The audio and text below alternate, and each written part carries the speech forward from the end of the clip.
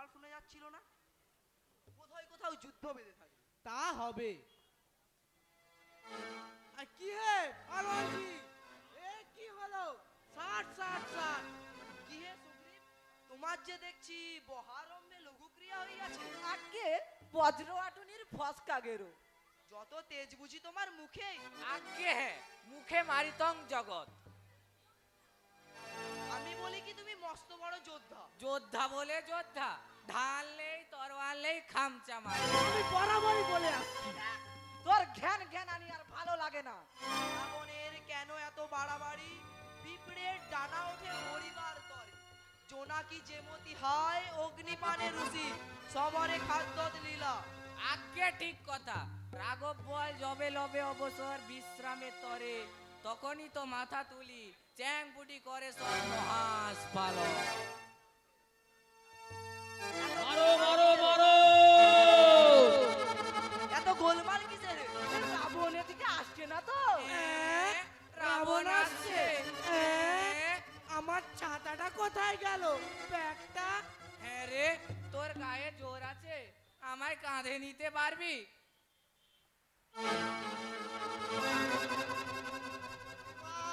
লক্ষণ আসছে। এত হল্লা করে আসছে কেন? চেঁচাতে বারণ করো। আগে তিনি আসছেন ঠিক নয়, তবে হ্যাঁ একরকম আসছেন এই বটে, মানে তাকে নিয়ে আসা হচ্ছে। লোকটার কান বলে তাড়িয়ে দাও তো, বেটা হিয়ালি বেকাবার আর জায়গা পায়নি। যাহা জাম্বুবান সাবাস গণৎকার হে, আনুপূর্বিক ঘটল তাহা শুনতে চমৎকার হে। বললেন লক্ষণ শক্তিশালী যেন ঝড়ে কলা গাছ রে, কেটে লাগলেন যেন ডাঙায় বোয়াল মাছ রে। অনেক কষ্টে রইল বেঁচে, কপাল জোরে হইল না, স্বর্গ হইতে কিছু তবু পুষ্প বৃষ্টি হইল না। ভাগ্যে মোরা সবাই সেটা ছিলাম উপস্থিত গো, তা নইলে ঘটতো আজি হিবে বিপরীত গো। হায় হায়।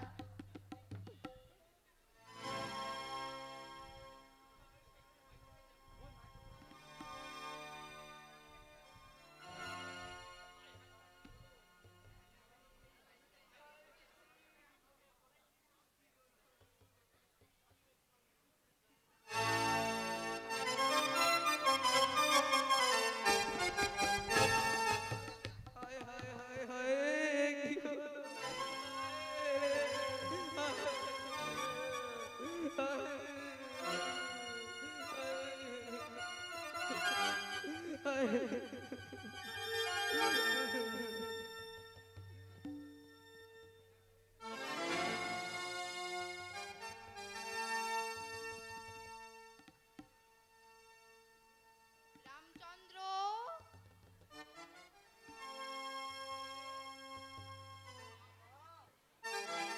ছি! আমার উপর কৃপা কর। ওঠো, জাগো। বিষাদ মুক্ত হয়ে লক্ষণকে শক্তিশালী থেকে উদ্ধার করার জন্য মন্ত্রী জাম্বুবান ও হনুমান এবং সুসেন বৈদ্যকে ডেকে ঔষধের ব্যবস্থা করো। লক্ষণ বেঁচে উঠবে। মাভো, যেমন বললি ঠিক তেমনই করব।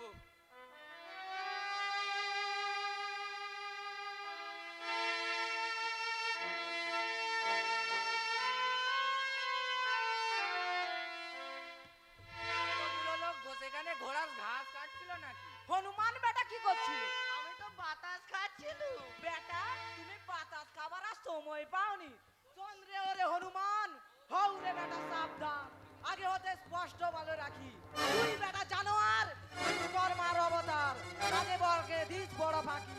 কাজকর্ম ছেড়ে ছুড়ে ঘুমস খালি পড়ে পড়ে, অকাদরে নাকে দিয়ে দইল। চন্দ্রে আদেশ মোর, এই দণ্ডে আজি তোর অষ্টমানা জরিমানা হইল। তারপর তোমাদের মতলব কি স্থির হলো? এইবার রাবণ বেটাকে কিছু শিক্ষা দিতে হবে। হ্যাঁ হ্যাঁ ঠিক কথা, উত্তম কথা। রাবণ বেটায় মারো সবাই, রাবণ বেটায় মারো। তার মাথায় ঢেলে গোল তারে, উল্টো গাধায় তোর, তার কানের কাছে পিঠতে কাচকি বেটার বেচে চুল দাড়ি গোপছেছে নস্যি ডোকাও নাকে বেটা মরুক হেঁচে হেঁচে গালে দাও চুন গালি চিমটি কাটো খালি 14 পুরুষ উড়িয়ে দাও পেড়ে গালা গালি নাকাল করো আরো যে যেরকম পারো রাবণ বেটায় মারো সবাই রাবণ বেটায় মারো।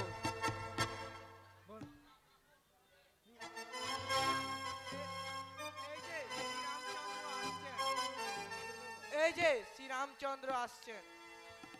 তারপরে ওষুধপত্রের কি ব্যবস্থা করলে? এই যা ওষুধপত্রে তো কিছু ব্যবস্থা হলো না। হাই, মন্ত্রী মশাই গেলেন কোথায়? মন্ত্রী মশাই ঘুমোচ্ছে।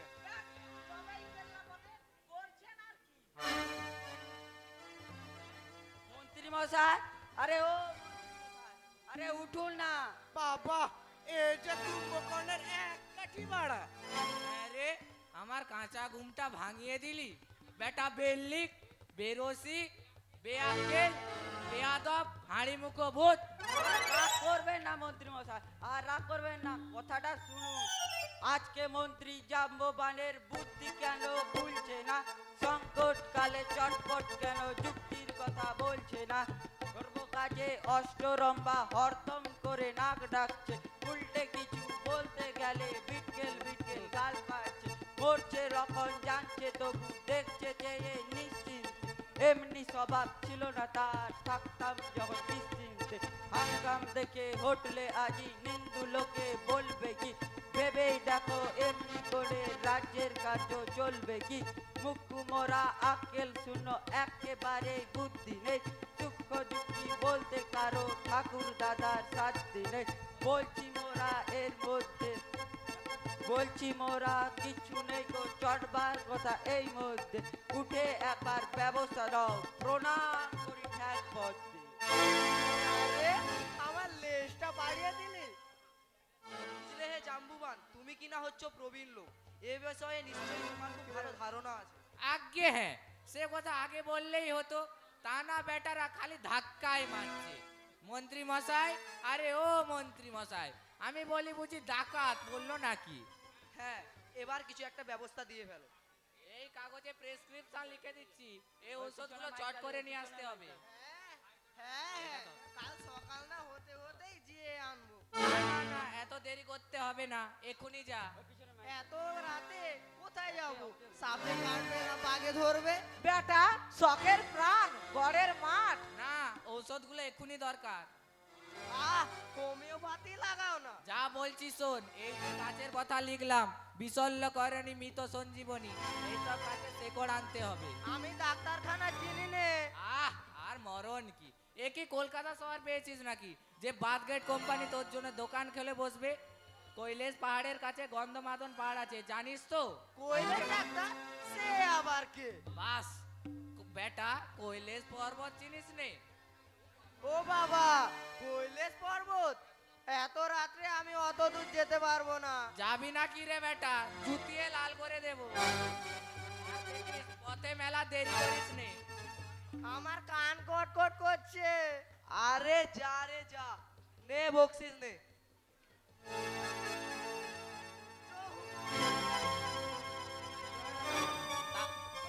শ্রীরামের জয়।